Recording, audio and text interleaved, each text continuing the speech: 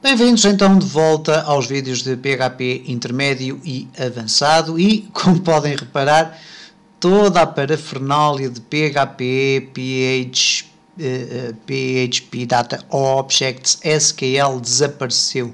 Isto porque vamos fazer aqui um intervalo em toda aquela confusão. Eu peço encarecidamente a todos aqueles que tiveram a ocasião de ver os vídeos para trás, se não perceberam alguma das implementações, procurem ver os vídeos novamente, porque poderá ser mais simples de perceber algumas daquelas implementações. Não fomos ao ponto de explorar por completo tudo aquilo que há a explorar do lado do SQL e também até do PHP Data Objects, mas eu decidi aqui fazer uma espécie de um break, um intervalo, para voltarmos aqui a aspectos muito interessantes do PHP, ou pelo menos um aspecto interessante do PHP que depois nos vai poder auxiliar a desenvolver um exercício que iremos fazer para finalizar esta lista de vídeos de PHP intermédio e avançado. Para isto eu fiz uma limpeza aqui na minha pasta do htdocs, limpei tudo, ok? Tive o cuidado de guardar uma cópia comprimida de dois ficheiros, neste caso está aqui guardado em exercícios, é o index, que contém toda aquela implementação, como podem ver aqui, view file. Eu posso mostrar aqui que tenho aqui todo o código de PHP para que qualquer um de vós possa depois analisar. Eu vou disponibilizar isto através do ficheiro de exercícios que podem descarregar.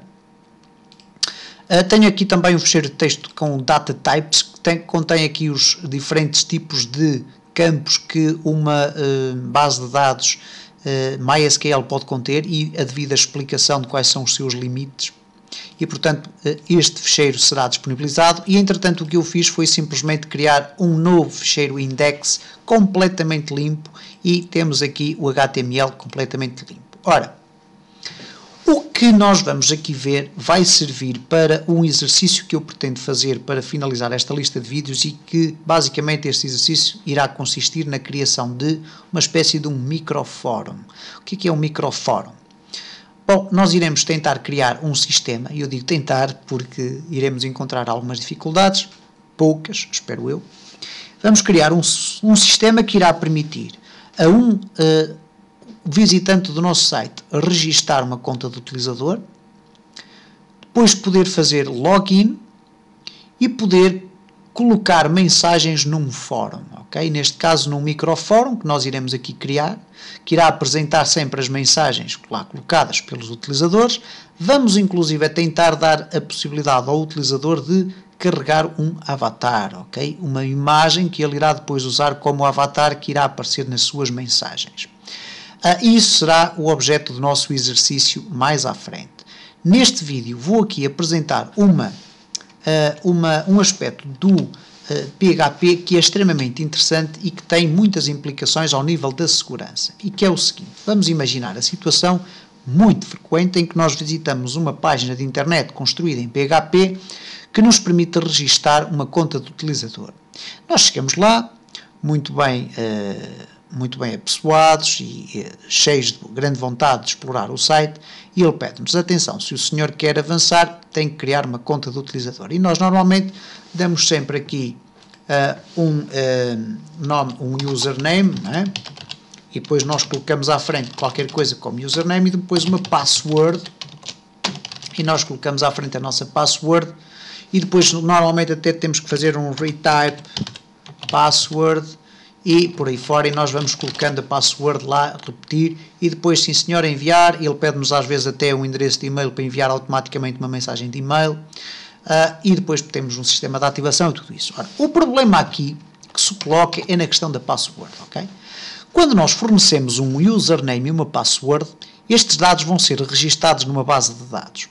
Ora, se formos um pouco inteligentes, e eu penso que somos, facilmente concluiríamos o seguinte: bom, então se eu utilizo um nome do utilizador e uma password que são registados na base de dados, a pessoa que é responsável pela manutenção do site, se tiver acesso à base de dados, vai conseguir saber qual é a minha password, correto?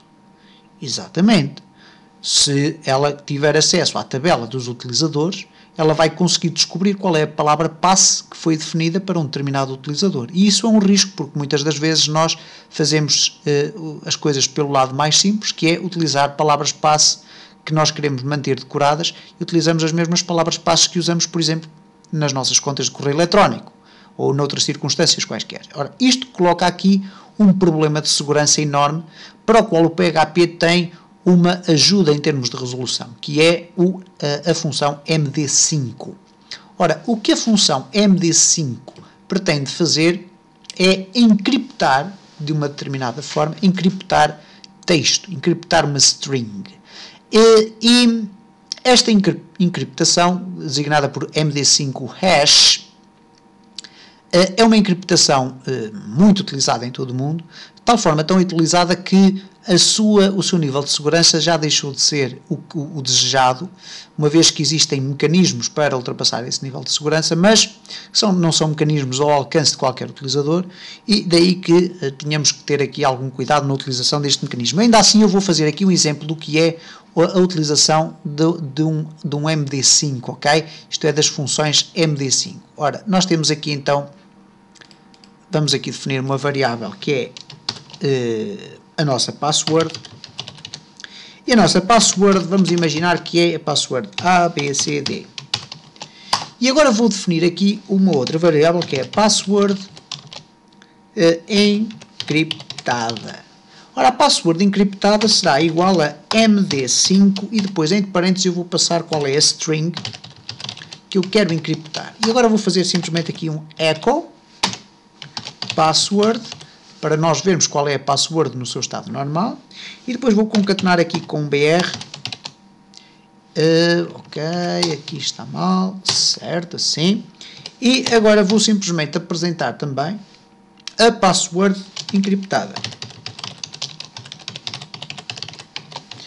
Okay. E reparem o que é que vai acontecer. A nossa password original é ABCD. A password encriptada é este conjunto de caracteres estranhíssimos. Agora reparem o seguinte, se eu alterar aqui uma letra apenas, por exemplo, A para B, passou a ser BBCD, reparem o que é que vai acontecer à password encriptada cá em baixo. Vai ter um aspecto completamente diferente, e, portanto, não altera apenas um caractere, ok? Ora, a mesma coisa acontece aqui se eu adicionar, por exemplo, 1, 2, 3, 4, 5, 6, 7, 8, 9, ok? Tenho uma password maior. Será que aqui a minha string MD5 vai ser aumentada em muitos valores? Vamos ver.